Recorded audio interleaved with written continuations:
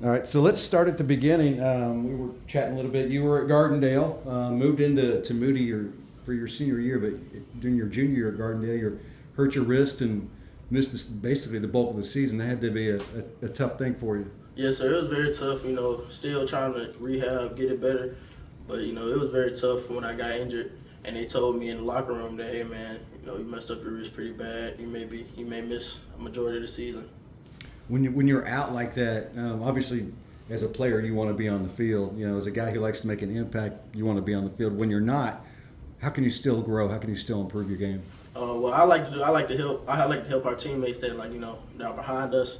So the young guys, stuff like that, I like to help them. So in game, they get a little flustered. Maybe their first time, second time in a varsity game, get a little flustered. I calm them down, tell them, hey, this right, this wrong. Tell them, how to make everything better. Try to be a better football player out there. Awesome. Which obviously shows the team aspect of your game, and so then you make the move to Moody. Did you know some of the players already? Was it a tough transition playing with a bunch of new guys? I knew a few players. I didn't know barely any of these players. I knew probably about one or two players coming in. Wow. It was kind of iffy. I didn't really know about it. Then I kind of bought into their system, getting used to everything, getting used to how they run things, and it kind of made it easier as I go. It sounds like something that kind of might help prepare you for you're getting ready to do it again when you go to Louisville. Yes, sir.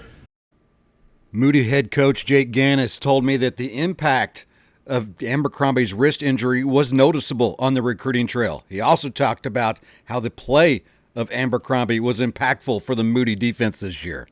His recruitment was at a disservice because he didn't play much his junior year. He had a wrist injury that I felt like as soon as I got to see him in action, got to see him work, I was like, man, this kid is where we are in Birmingham. I said, this kid's an SEC kid because that's where the capital of the SEC right here in Birmingham, and there was never a doubt in my mind, but his recruitment was a lot of G5, smaller schools, and I just told him, hey man, keep working because I promise you there's going to be a P4 that jumps in and they're going to be the benefactor from that. And so I was just so pumped up when Louisville jumped in the boat, and for Bailey, I remember his reaction, like it was almost a shock. Like he didn't react like you thought he would have, because I think he was like truly in shock.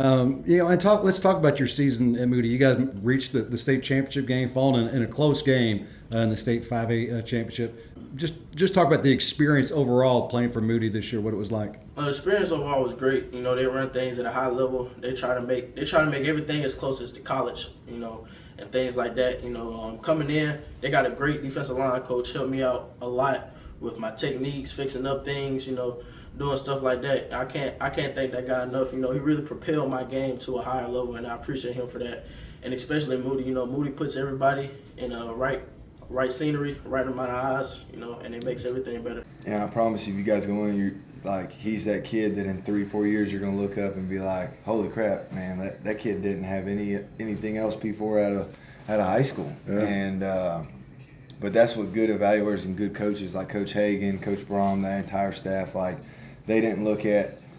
So many colleges want to say, well, who else has offered you? Well, who cares? If you like them enough to offer, just offer. And so I just respect Louisville and their entire staff for how they've handled this process. It's been very refreshing. What was it like, staying focused on that goal? It wasn't really hard, just staying focused on one goal. Just trying my best at every day, working out, trying my best every day to make my dream come true. Yeah. And what was it like when Louisville reached out and said, hey, we want to extend this offer? It was great. I was sitting with Coach Ganus. This was probably right before the state championship game. We sat down and we was talking to him. They was like, man, I really want to make you a part of this thing. And I always liked Louisville since I was little. I always had a thing for Louisville since I was little. So it was just amazing to me. Getting the offer from them. One of my favorite schools ever. You know what I mean? Yeah, I hear that sometimes. Guys growing up watching Louisville. What was it about Louisville when you were growing up that drew you to them, that made you like them so much? Well, really, my dad liked them. Yeah. And, we watched a lot of their games, and I liked how they played. I liked everything, like their colors, their logo. When you're little, it's just simple stuff. There you go. And I really liked all that, and seeing them grow as as a program, I always had my eyes on Louisville. Always watching them from losing, watching from battling this season, watching great players how they had Lamar Jackson. Watching all that stuff. It really makes it easy for decisions like that. That's pretty cool. So when did the relationship begin with Louisville? I mean, your coach told me he's got some connections with some of the guys on the staff from his time at UAB, but when did they really start talking to you?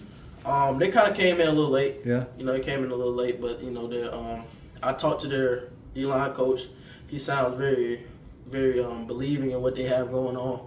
They think they had a great season, in my opinion, great season in their opinion. Made everything easier to just to you want to be a part of a winning program.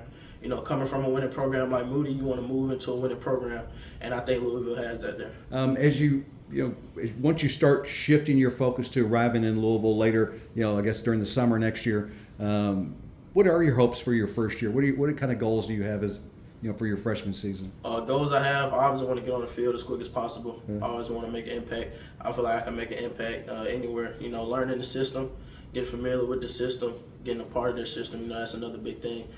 Relationships with the coaches, get my relationships, get everything together. Just being prepared to go there. It's going to be a big change.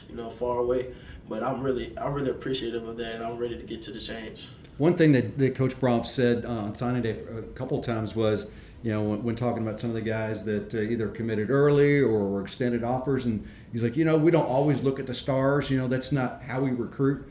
Sometimes guys that we recruit do have the stars. In your case, you didn't have any stars at the time. Now you've become a 3-star since. But it's kind of like being a off the radar, under the radar, type of guy. Does that kind of drive you, motivate you? Yes, sir. It kind of puts me in a state of, man, I got to keep working. Yeah. I always, since I was little, I always been like the bigger guy. I always been like kind of like the star player, and I just feel like that wrist injury, it kind of put me down, but we built it back up, and now we're here today, and I'm thankful for it. Awesome. So season's over. What do you got planned from now through the end of the school before you end up at Louisville? A lot of rehab, getting better, sharpening my tools, getting ready for the Louisville season. Cool. And you're talking about making an official visit at the beginning of the year? Or? Yes, sir. I'm gonna be making an official visit after Christmas break. Yeah. So around that time, I'll get the exact date.